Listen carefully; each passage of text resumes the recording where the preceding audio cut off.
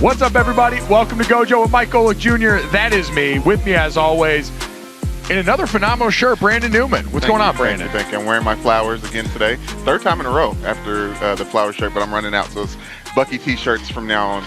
There we go. Yeah. Strong Bucky T-shirts from Brandon Newman. Tommy Bahama Couture. I like it. Yeah. In honor of King Andy Reid himself, Yes. fashion icon, Yes. joining us, Super Bowl champion. Yeah. Marshall Newhouse. I forgot in the about building. that too. You just reminded me. You know? Yeah. Well, can you remind? Oh yeah, we're on video now. Can you remind the people on the desk here? Is there Zoom ability? So you said you haven't busted this out all that much. This is so. What number Super Bowl? I'm terrible 45. with Roman. Super Bowl 45. I had to remember. I was like, oh yeah, 40, like XLV, which none of us know what Roman numerals are. Don't do that to me. 45 is the Super Bowl. Roman numerals are call it what it is: domestic terrorism.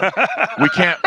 It's an attack on us as a nation. But it's nice to see you out here wearing it. You said you haven't busted this out much in the last decade. Obviously still playing. You know, it's not something you wear on other teams. Yeah. But I retired. I'm like, man, I wasn't ashamed, but I'm never like to flaunt, wear it out. But I'm like, man. And you know, the funny thing, so we got measured for these. Mike McCarthy measured us for these the night before the game. And it wasn't a flex, I assume.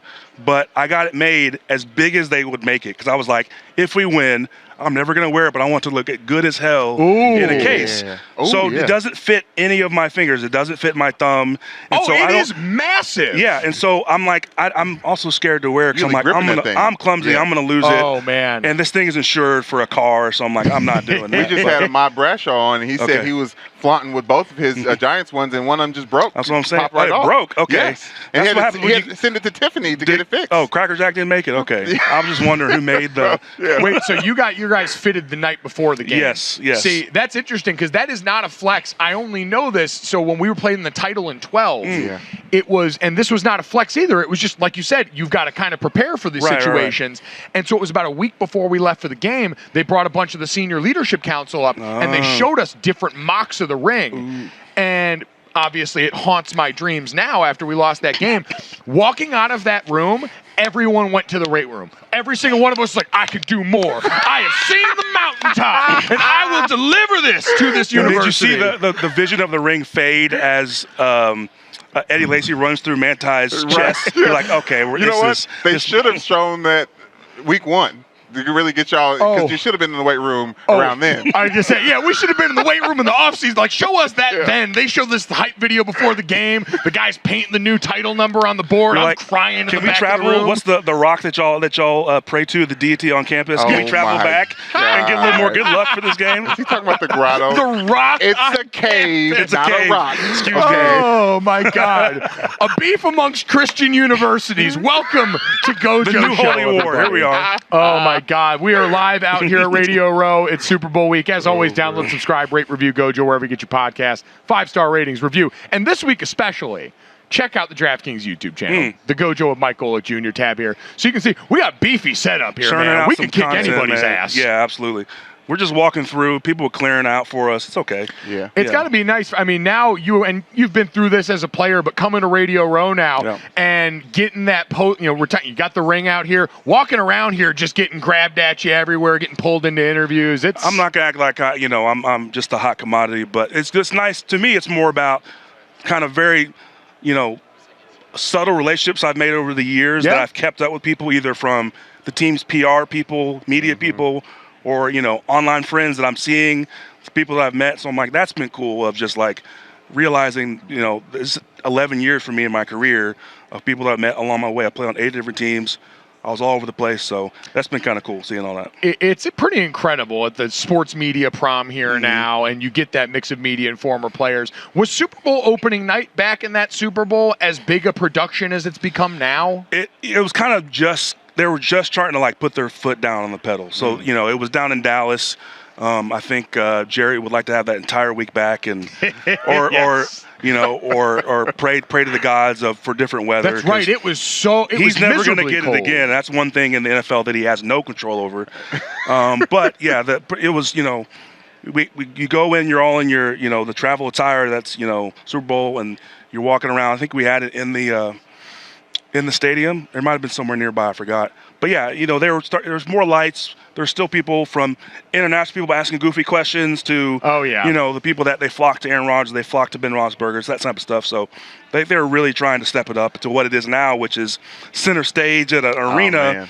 Where, Kelsey's mom bring cookies. I wish I got some cookies when we had ours, but, Was that the biggest flex of the night? I feel like it comes down to, because you've got this grand stage inside the middle of this arena. Fans have flocked in here. Brandon, you and I were over there checking all of this out. It's amazing to behold. And you've got, on one side, that happening. They brought up a bunch of the captains from both teams, and they brought in Jason and Travis Kelce, which, Brandon, you pointed out to me. Michael Irvin had the transition line of the night. Do you remember that? Oh, man. Michael Irvin had the mic. He had the Kelce's brothers right next to him. He said, "We up here talking about the brothers at quarterback that's going to play in the game, but we got two blood brothers right here." And I was like, pay this man his money. Oh, my God.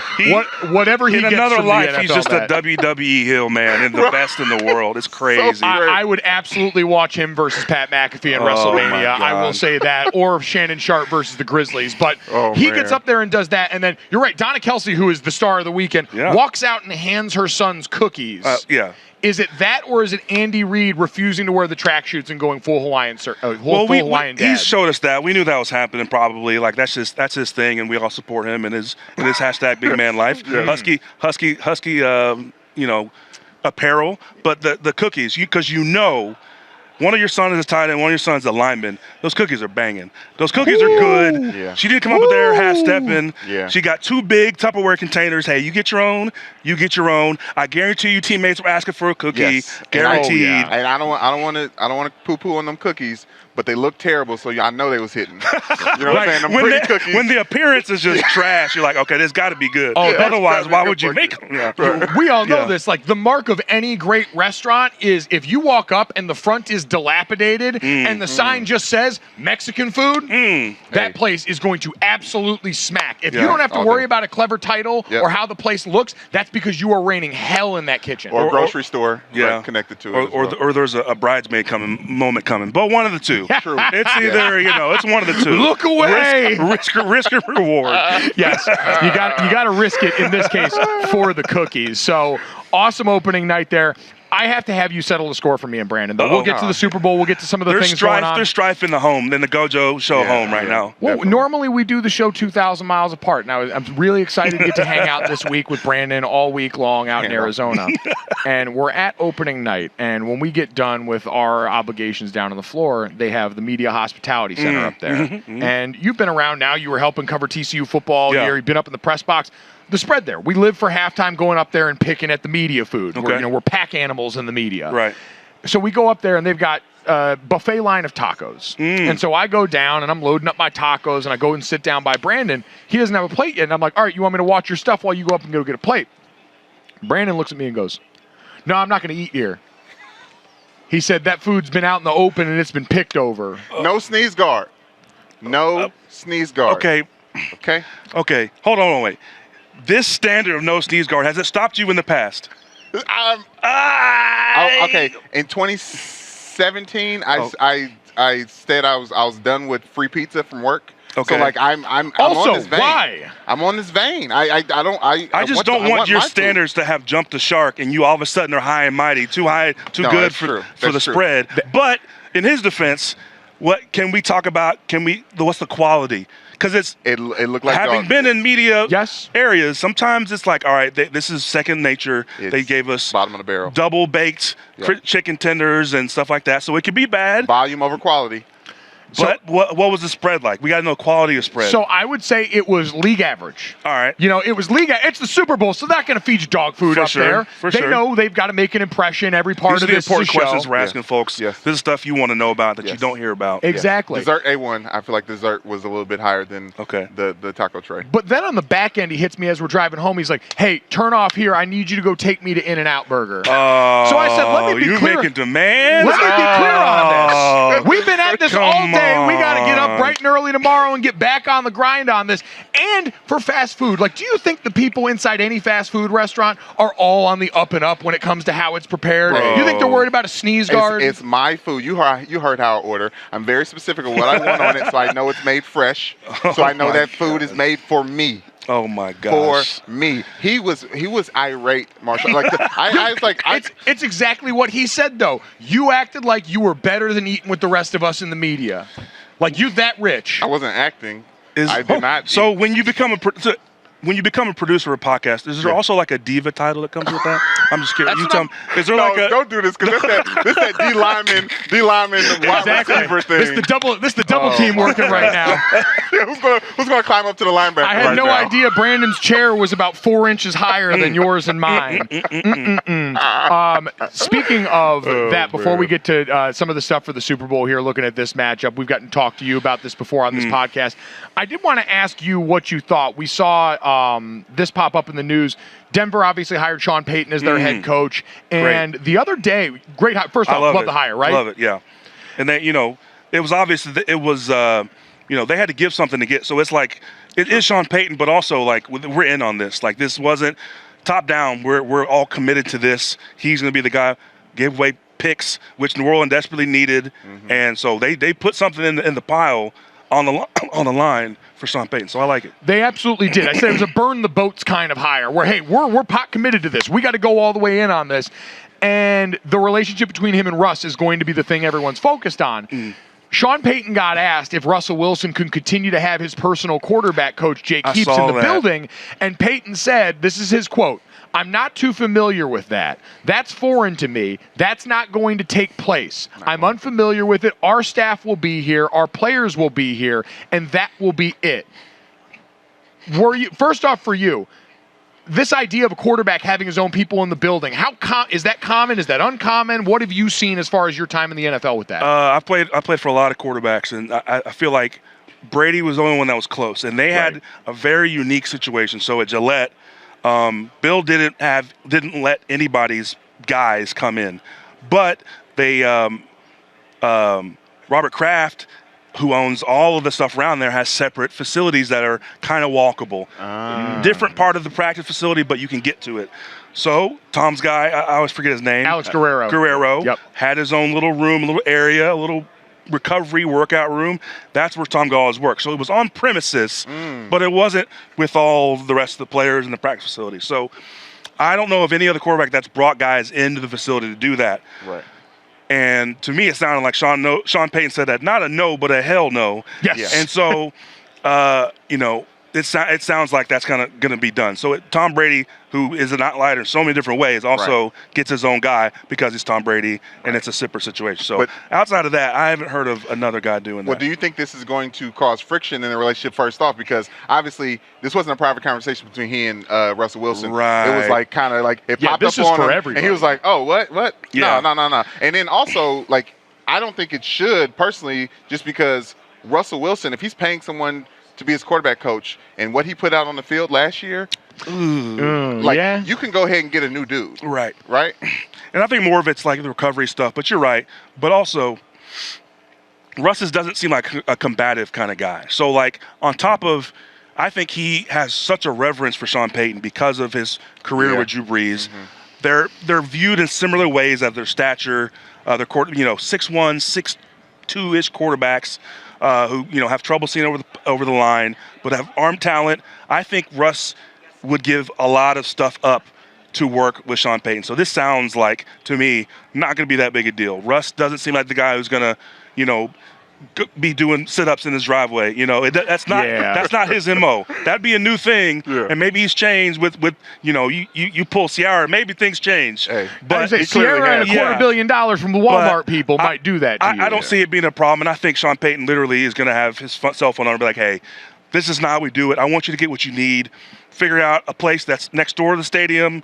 We'll get you a separate room somewhere else that the players don't see, but it can't be where we're all doing business. Right. So I don't feel like there'll be a lot of stuff going on. And I think that was the one thing is I did wonder if this was a conversation that had happened with those two before. And maybe this is, my father creeping up in me as I get older. But when I hear a lot of these things pop up, I do always think, well, that's probably a conversation that needs to just be had with the head coach and the quarterback. Right. A lot of head coaches do use the media to make a statement. Yeah. And Sean Payton is certainly one of those guys. I remember being in training camp with them, and he'd say, every time you tweet, you're stepping to the microphone for a press conference. Every time I step up to the microphone, I've got a message that I am trying to make sure I get out there. Sure. And so I don't think this was accidental, even if the question maybe was one that caught him off guard and he acts like it's foreign. Like, he's trying to come in and establish that very Parcellsian tempo of we are going to do things the way I know works and the way I know wins. Yeah. And I think that's a way that we view Denver is going to have success.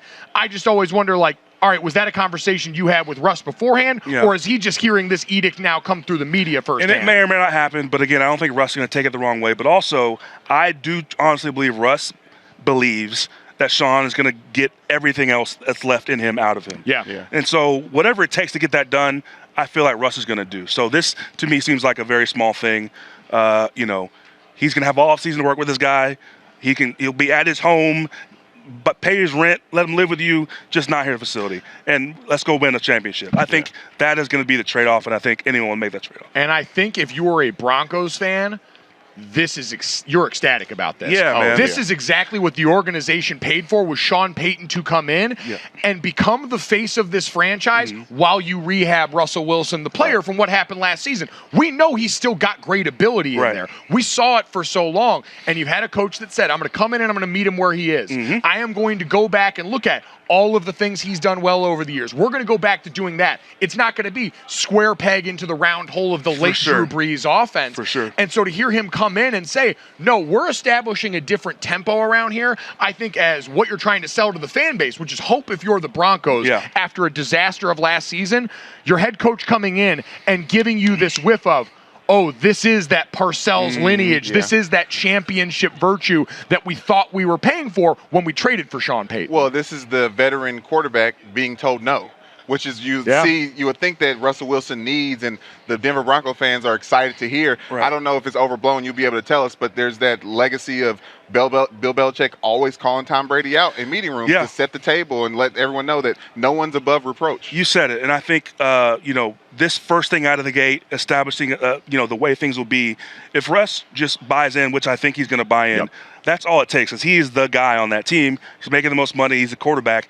and then as Sean Payton, as you're building out your program, everyone's falling in line. Because if I got Russ doing it, that's why Bill called out Tom, and Tom was able to take it and knew what the bigger picture was. You get Russ to buy in, the rest of the stuff falls in place. You don't have rookies messing stuff up. Everyone knows where they stand at least, because we know Russ is here and understands what's going on. I would have paid pay-per-view money for the Legion of Boom group chat when Sean Payton said that in public. There's no price you could have put on that I wouldn't have paid to see what those dudes were saying, seeing their quarterback already in some way be held publicly accountable. Right. They've been active all season.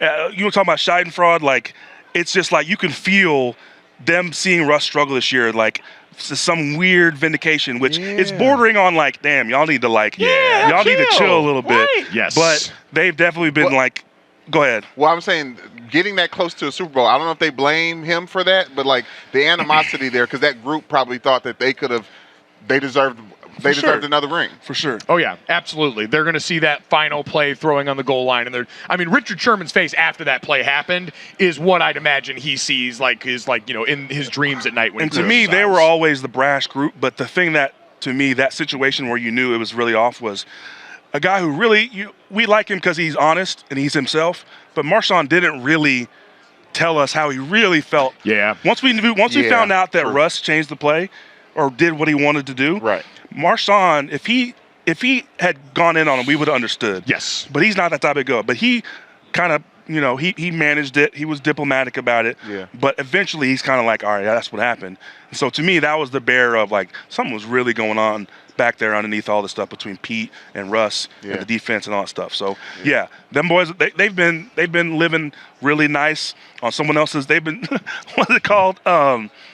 Preying on the downfall. Yes. They've been preying on Russ's downfall this year. Definitely. So they got their year of it. I don't think it's going to continue. I think he's going to find his way back. I think this is set up to be a really good situation in a crazy conference, which we thought was going to happen this year. I believe it's going to happen moving forward. That is amazing to think about the AFC West going forward now. Man. The Chargers making changes, getting Kellen Moore at offensive coordinator, hoping that takes the next step.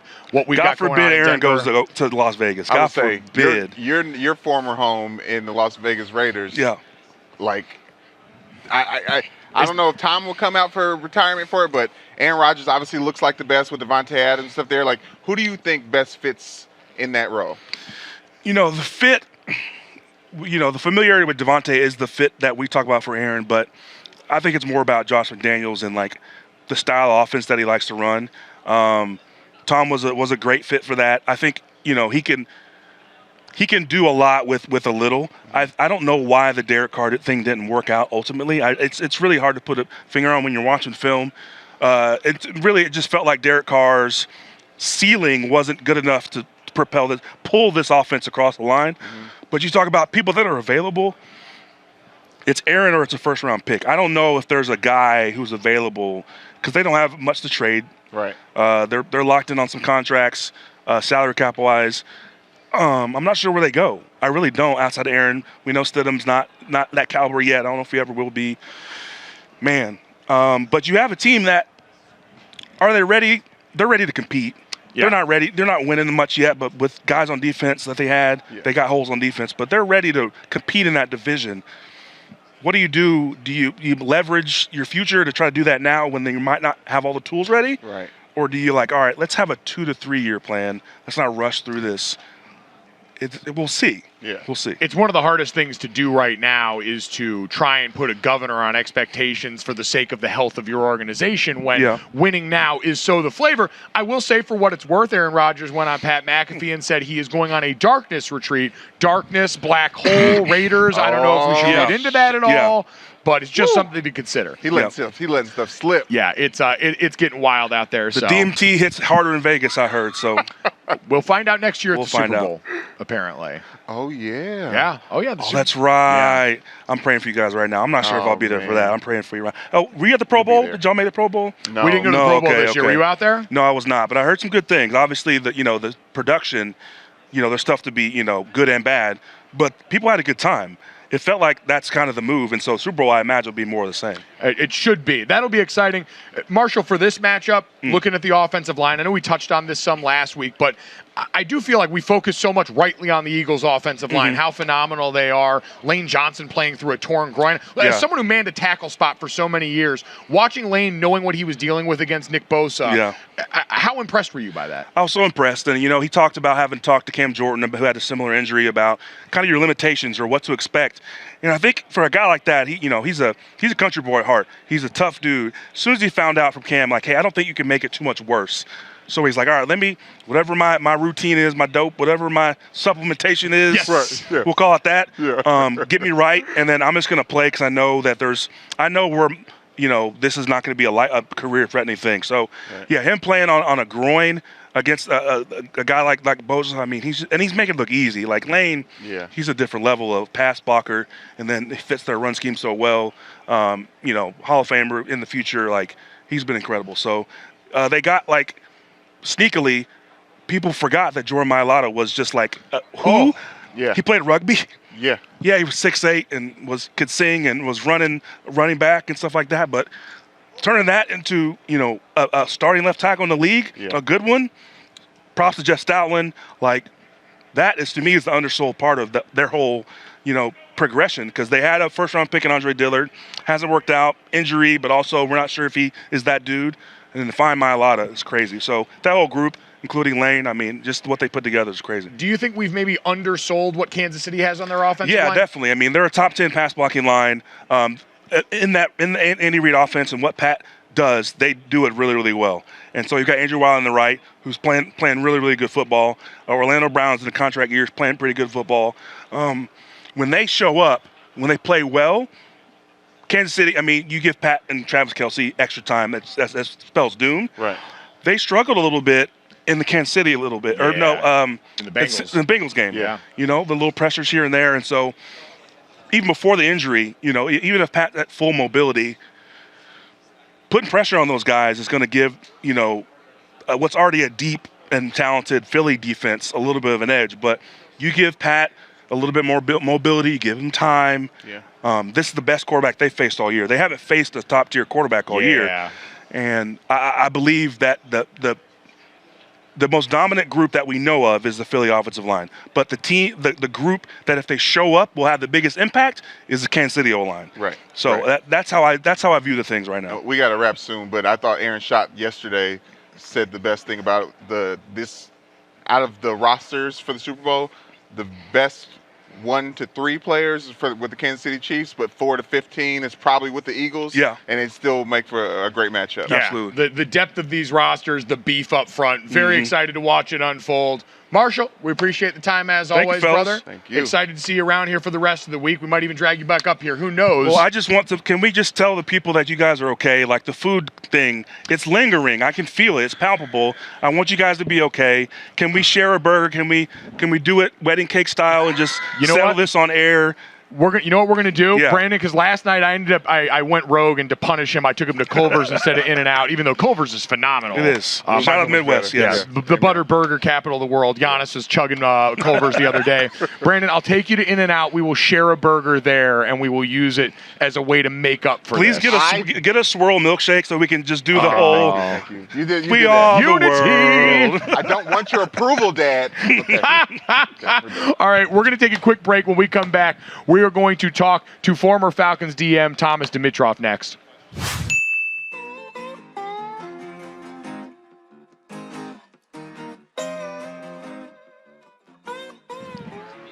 What's up, everybody? Welcome to Gojo with Mike Golick Jr. That is me. With me, as always, super producer Brandon Newman. We are live here at Radio Row, Super Bowl 57, and very excited here. This can be a cool conversation, especially in a game where so much of what's gone on with these two teams has also been about what the front office has done, the team building that's gone into this. Thomas Dimitroff, former GM of the Atlanta Falcons and current CEO of Sumer Sports here. How does that new title fit you, by the way? CEO has got to feel pretty good. Well, it felt good. I was sitting around, when the cycle happened last year and nothing came around because I had been looking to see if I was going to get back in or not. Should I go back in as an assistant GM or not?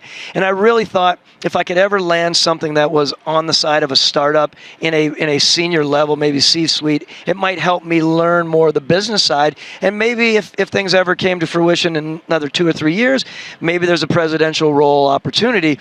So I sat there, and Paul Tudor Jones, who's our founder, one of our founder and our chairman, who's a world famous macro trader, right? He's famous in many ways, but also understanding he's an expert in modern portfolio theory, which is at the foundation of our optimization tool that we're working at Sumer Sports. It is a roster optimization tool, and it basically what it does is you could sit 32 general managers around here. I've said this time and again, and everyone would raise their hand and say, "Yeah, Mr. Owner, I know you're paying me $5-6+ million a year. It's not an exact science.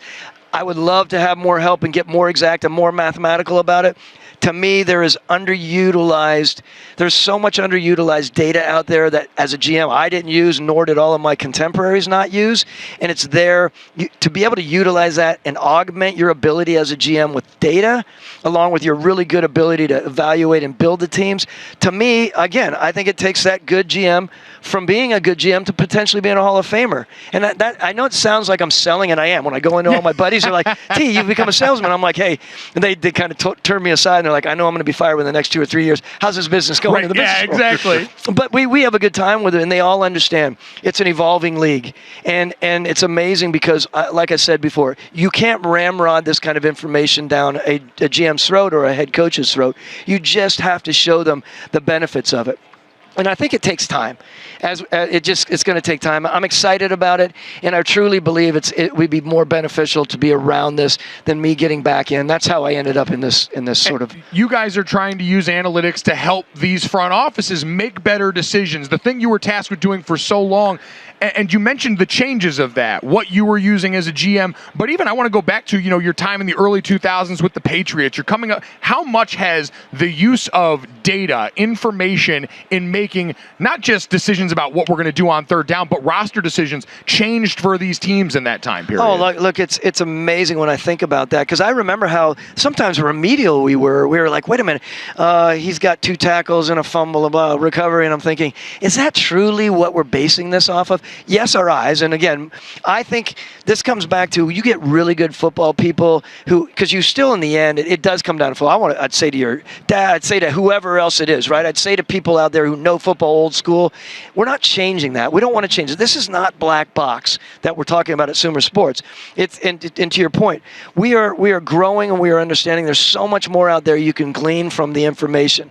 We still haven't gotten to the advanced analytics that I think people like Eric Eager, who's on there as one of our VP of R&D and some of the intelligence. I think I told you, sorry to repeat myself, we have between 30 plus data scientists and engineers in our building working on one thing, and that is roster optimization. Not working on supplying the coaches, with what they're going to do on the fourth down. We can get there. We're fine with it. There are no teams out there investing in 20 to 30 people in their analytics department focusing on how to build the roster. So it's changing. They're more open. Back in the day in those early 2000s or whatever, I feel we were shooting from the hip even more, of course. Yeah. We were, but one of the things, and I talked to all of these general managers, and this is one of the things that Sumer, as we're growing, and I love it, we're getting focused on the elements that are objective that we can truly measure.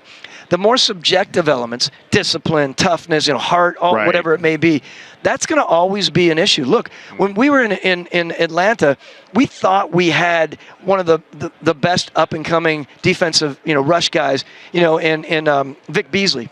Oh. He won the sack title of that Super Bowl year in 2016 that we lost, but then he never came back. We did. I mean, he's a good man. Don't get me wrong, but his passion for the game was waning. In the end, he walked away from it.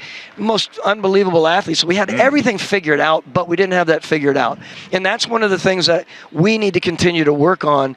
When I ask these GMs, sorry to ramble on this, these GMs tell me, all of my buddies are like, we do not miss on the player, we miss on the person. Think about that. That's a strong statement. Yeah. Not just saying it's a convict or someone. It's more the whole makeup of the player is really, really important. So all this objective stuff we can take care of. When we decide how we're going to take advanced analytics into some of this more character-driven stuff, the stuff that we don't know, then you have something that is outrageously revolutionary. Wow. It's amazing to think about how much, and we've seen so much of the on-field football start to change, the aggressiveness that's become commonplace now for NFL fans who no longer as much, we get some of the discourse that makes it our way of, man, someone goes for it in a fourth down, backed up in their own territory and doesn't get it, and we have this back and forth. But I think in general, fans have gotten more comfortable with aggressive decisions being made in game. For you as a GM, what's been like seeing this change, being a part of it? And now from the outside, it feels like we've got so many GMs that are willing to make bigger trades, make more moves that have made the trade deadline in the NFL incredibly exciting here. When did you start to notice that shift happening in the NFL? It's a great point. Having been brought up in the NFL for as long as I can remember, as well as being in the league for over 30 years, basically, in the World League a couple years, so 30 years, and seeing how those earlier days, people were they would sit on their hands a little bit. They'd be much more particular, compartmentalized with their approach, and they would wait for things to come to them. I categorically believe if you're sitting on your hands in today's world, not for long NFL, this is a much more aggressive and urgent not for long. And Jeff Chadia wrote an article the other day. I don't know if you saw that. I mean, I thought it was a good, not just because I was quoting it. There was a lot of comments in there by a lot of our contemporaries who said, I can't sit here and wait, especially now there's so much riding on it. Think about this. not that this matters, but GMs that were coming in 10 or 15 plus years ago, maybe 20 years ago, they were making maybe $1 million a year, right? Again, that's huge in the world. I get it. Right. Now you get GMs, the first time they step across the proverbial line to become a GM, are getting $5 and $6 million a year. That's a big number. It's not. There's still a chasm between the GM and the head coach. A lot of money. They want to parlay this into 2 and 3 and 4 contracts, right? There's a lot more relying on just instead of making, a couple $100,000 and leave and say, I'm going to go back in the market and make 10 times more than this. They're being held there more. They know that it's important to hit it right now. They're going to, look what Howie Roseman has done. Who else was it? It was Chris Ballard. How many? Les Snead, Brandon, or just the people that are moving their quarterbacks that were first-round quarterbacks. We would never have thought about that. My first 5 or 8 years, I would be worried, sick, thinking that I was going to get rid of Matt Ryan. Right? Mm-hmm. When you're as a GM, you are gauged and you are graded on many things, of course. But your ability to find a quarterback and keep a quarterback signed is a really, really big thing as a GM. In today's world, they have to go for it. That's my mind in my mind today. Well, you talk about missing on the players, right? In the GM position, what about missing on the staff, missing on the coaches, obviously we're Arizona Cardinals right now and what they're going through? How do you calculate that? No, B, look, this is another area that we want to get into, right? I mean, for us to get into, we can talk about the players, we can talk about some of the coaches, we can talk about potentially creating a proprietary scouting system that could be, just laden with advanced analytics. My baby, when I came in to talk to Paul Jones when he first hired me, I said, look, this is where the market is. It's the coaching. And it's not just acquiring the head coach. This is where you'll find it fascinating, because I've been around it, and I love Mike Smith and I love Dan Quinn. But when we were going through the process of picking our assistant coaches, if we could ever get creative enough and this deal with the coordinators and the position coaches, the positions coaches can make or break your organization. And you know that. You guys know that from playing, right? There's so much there. There's some really good coaches, and there's other coaches that might not be as good, but they are kept on the staff or hired because they're loyal myrmidons of the head coach. Let's call it the way it is. And we need to get away from that. I think it's imperative that an owner can call a head coach. You guys know this, right? The head coach has it in his contract. It's his baby, right? Yep. With the coaches. But if you have a GM and a head coach being able to look up and say, okay, Dan, in this case, right, for me, Dan, I know you love this guy as your linebacker coach. Here are 3 other linebacker coaches out there that we're looking at that if you can find the creative ways and be able to measure, you're in a much more sort of educated and sort of academic approach to this instead of just the emotions. We're too driven by the emotions in our coaching hires. Mm-hmm. That's what I think as a league. So with those coaching hires, you mentioned the other hire that you're tied to as a GM, what you do at quarterback. I want to get to the Super Bowl matchup here in a second, but I think one of the fascinating things we've seen unfold since Conference Championship weekend is what's going on in San Francisco with the 49ers. John Lynch and Kyle Shanahan and what they've built there now have a bit of a quarterback dilemma. Jimmy Garoppolo finally, it looks like, going to be leaving there. You spend all these picks on Trey Lance, and then you get Brock Purdy, who comes up out of nowhere with all these injuries, and now you sit here on the cusp of this offseason. How do you go about trying to solve that dilemma when you've put as many picks as you have into a player like Trey Lance and he's coming off an injury like you had this last season? No, it's complicated. I'm sure John Lynch, he's obviously got a good eye and understanding as he's been in this, from his move, a number of years coming from the media, of course, and he's obviously a Hall of Famer. We know everything. He's really dialed in. That's not an easy situation. He's got a head coach, as we all know in Kyle, who's really, really talented and really talented at utilizing talent to the best of their ability, right? To be able to utilize, I think it was a coach of the year for him, right? Absolutely. Being able to do what he did. Now, of course, on the picks on the draft side, you're saying as a team builder, you're like, ideally, that's where we go. Right. You have to. We did it. Let's see if we can maybe get something for Brock, or maybe not, or we'll see how it all plays out. This is tough, of course. The only thing that I would look at, too, is not taking anything away from Brock Purdy. 1-year guy, right? There's a reason for it. Okay. And I always say we have such a smart league in general with the D coordinators. They're going to come back. They're going to study the offseason out the ears with Brock Purdy, and they'll come back next year. I'm not saying, but they'll know him inside out much more than they did this year. That's a complicated thing. When you're a D coordinator and you're on the fly and all of a sudden this kid comes in, you don't know the nuances of his style. The only thing that I've heard about Brock Purdy, I heard this from someone who had mentioned, I don't want to quote Jerry Rice, but they had said something to the effect that Jerry and some of the other former players said this is the closest guy to Joe Montana that we've seen in San Francisco.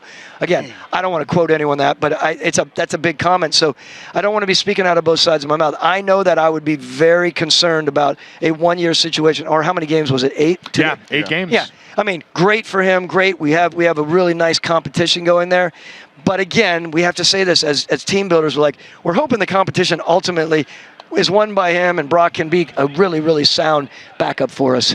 As odd as that sounds. And finding the answer at that position, it seems like we've got the league in a couple of different spots right now. This NFC-AFC matchup in the Super Bowl is sort of emblematic, where Howie and the Eagles have spent so much time building this roster, and then you get a quarterback like Jalen Hurts on a rookie contract out of the second round, who has definitely overperformed in his position. And on the other side, you've got Patrick Mahomes, where you paid him $500 million, and it seems like they made moves on that roster based on the fact that we think he's going to be able to help us absorb that loss.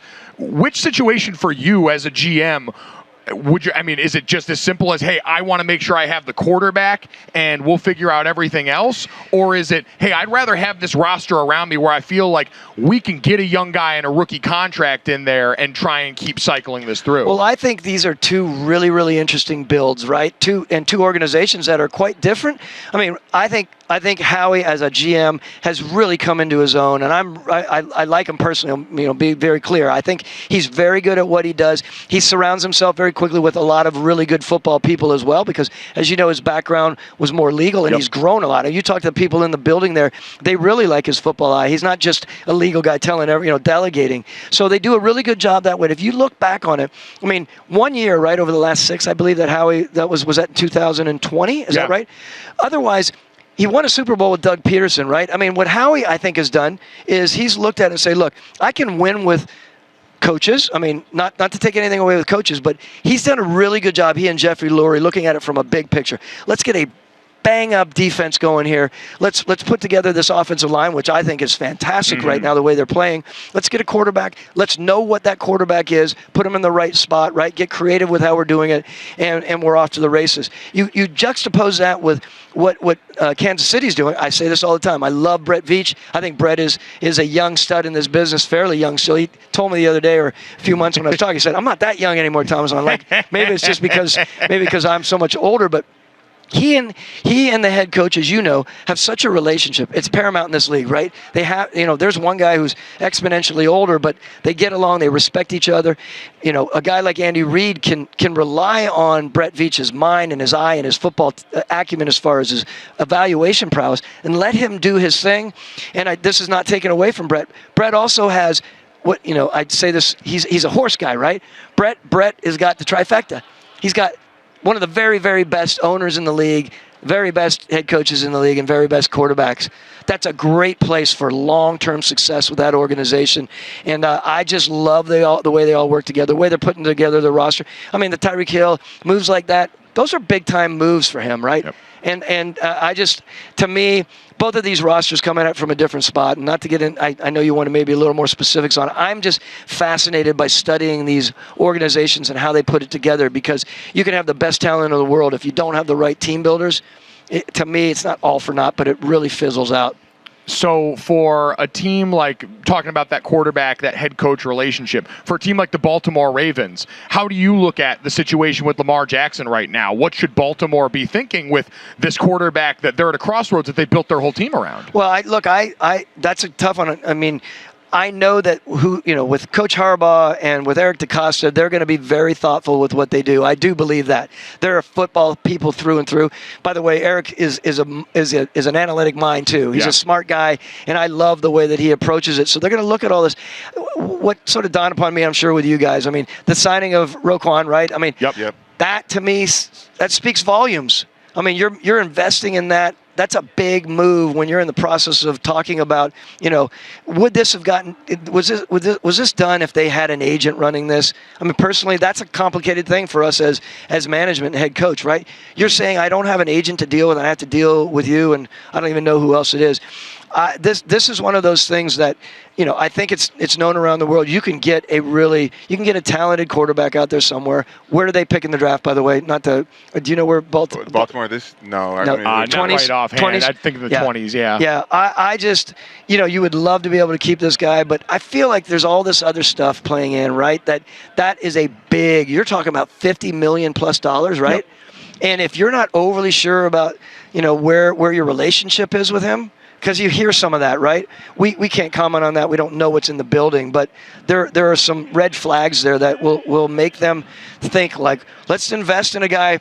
That's why people were asking me on the linebacker signing. I'm thinking, well, they really haven't had a stud there since Ray Lewis. Right. They've had some good players, but I know how it is. When you get that defensive side to get a stud there, you take advantage of that. But do you take advantage of it like that if you're 100% committed to $50 million? I don't know if you do. You're talking to a Ravens fan on the set here, so speaking his language on the defense, but a complicated time there in the offseason. It's going to be fascinating. We could sit here and talk to you all day, Thomas. We appreciate the time, the insight on Sumer Sports. Excited to see you keep going at this. We appreciate the time so much. Great to be here. Thank you, guys. Love your energy. Appreciate it. And you look great as well. I know you're a style guy. I'm hanging there, man. I'm hanging out. I was over at your guys' brother from another, and we're always talking about that because both of those guys were with Michael Holley and Michael Smith, they're doing their thing. So I know you're over here now. You guys are rolling here. I love it. You guys do really good work. Appreciate you. Thank you very much. We'll have to have you back here soon. I'd love to. Definitely. Anytime. Right. Thank you. Appreciate it.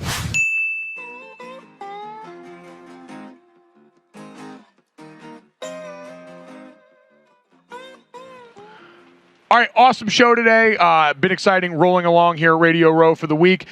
As always, we finish it off with this, that, and the third. Not making Brandon sing out here in public because the TikTok people are next to us, and they would immortalize it forever and probably make fun of us because we are olds. I was thinking they recruit me and make it so I couldn't work with you anymore, but, we have both, same end result. 6 of one, half dozen of the other here. As always, download, subscribe, rate, review. Leave us a 5-star rating and a review.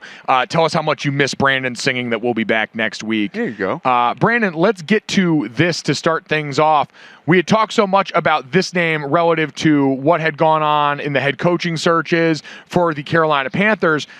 The San Francisco 49ers announced the hiring of former Carolina defensive coordinator and interim head coach Steve Wilks as their new DC to replace the departed D'Amico Ryans here.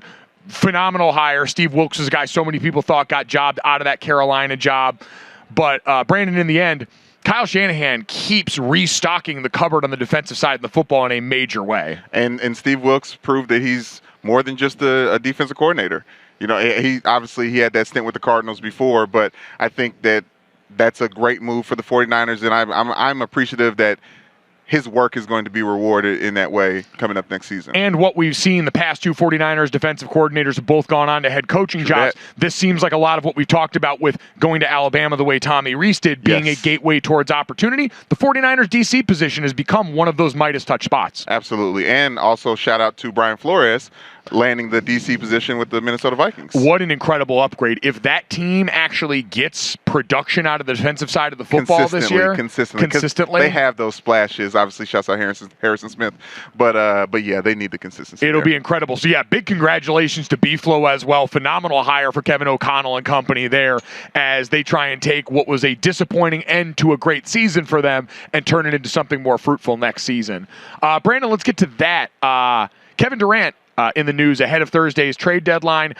In the aftermath of the Kyrie Irving trade, according to Adrian Wojnarowski at ESPN, Kevin Durant has been engaged in conversations with Nets owner Joe Tsai and GM Sean Marks on the direction of the franchise and its ability to be a championship contender. So far, the Nets have insisted that Durant and inquiring teams that the organization has no intention of moving him prior to Thursday's afternoon trade deadline. Brandon, I'm not surprised, but their next move becomes paramount because now all of a sudden you're looking around and Kevin Durant and Ben Simmons are not going to win you a title. That's just not possible in the Eastern Conference as it currently sits. So these conversations have to be this organization showing Kevin Durant, this is what we are going to do to give you the opportunity we promised you at the beginning when you came over. Yeah, I just don't see them doing anything of note. I think they've realized now with all those stars the difference of being relevant during the regular season and relevant in the postseason, and they've struggled to get past the second round with whatever they've come out there with the Nets. So I feel like their best bet is to trade Kevin Durant and get as many parts back as possible, and end up like the Timberwolves, where like we know you're a good squad, but we don't have to really watch you. It just feels like no organization in the team he used to be a part of in Oklahoma City stood on the precipice for this for years, not wanting to be a team that goes back to being one of the other, being one of the teams that you talk about tanking and going towards the bottom when you work so hard to get superstars in your building. We know Kevin Durant flirted with the Phoenix Suns this offseason when he demanded a trade in the summer. You wonder if that's a name that comes up in this process. I don't think he gets traded, but I do think this is going to have to be more about a plan for next year, because KD coming off injury back into the situation, you don't want to put any more risk on the one thing you have left at the core of your franchise. I just feel like they tried to fix that thing with duct tape, and it just got worse. It absolutely got worse. Brandon, let's finish it up with the third and what could get better. LeBron James taking on the aforementioned Oklahoma City Thunder. As we record this on Tuesday heading into the evening, he is 36 points shy of the all-time scoring record to pass Kareem Abdul-Jabbar. If he does it, Brandon, do you think people will shut up about LeBron James not being an elite scorer? It's kind of been a ridiculous subplot of this entire week. No. What he gets from passing Kareem is to be talked about in multitudes for the rest of his life in a very, very real way, because you're talking about the ultimate team guy being the ultimate scorer because of his longevity. One of the best things about superstars is their ability to avoid getting hurt and just being there and being durable. That's something LeBron has given us year in and year out, other than obviously that stint with the Lakers and the groin. But I'm just thankful that this is going to solidify him in the history books. Obviously, he's already been there, but now people can't talk about him the way they have been talking about him. I heard JJ Redick go on a great rant. JJ Redick, excuse me. Okay. I heard JJ Redick go on a great rant about this criticism of LeBron not being an elite level scorer. You brought up longevity. He pointed out LeBron James is top 5 all time in scoring average per game. That's not longevity. That's just ability. And I think part of what happens is, Brandon, we devalue getting to the basket because he's big and physical. Yeah. It doesn't look as visually pleasing as Jordan or Kobe draining jump shots with guys in their faces, but it's still incredibly effective. It's incredibly effective in clutch time. And so I think it's been an overblown conversation. I'll be glad when it settles down again and he just continues to collect infinity stones on the way to one of the greatest, at least 2 careers we've ever seen in this sport. So hopefully he gets it, or else we're going to have to record this again. Maybe we'll just clip it and play it the next time he plays and does actually break this record. Listen, his legacy is cemented. The only thing I wish he didn't do was try to do Space Jam again. Other than that, flawless. Thought it was a pretty entertaining movie for kids. It was, but it puts him in the Jordan conversation way too directly. He wants that. He wants the smoke. I know. I love it. Not running from the grind. Not now, not ever. We don't run from the grind either. We appreciate you, as always, checking out this podcast. We will be here for the rest of the week live from Radio Row, bringing you more great stuff. Thanks so much. We'll talk to you tomorrow.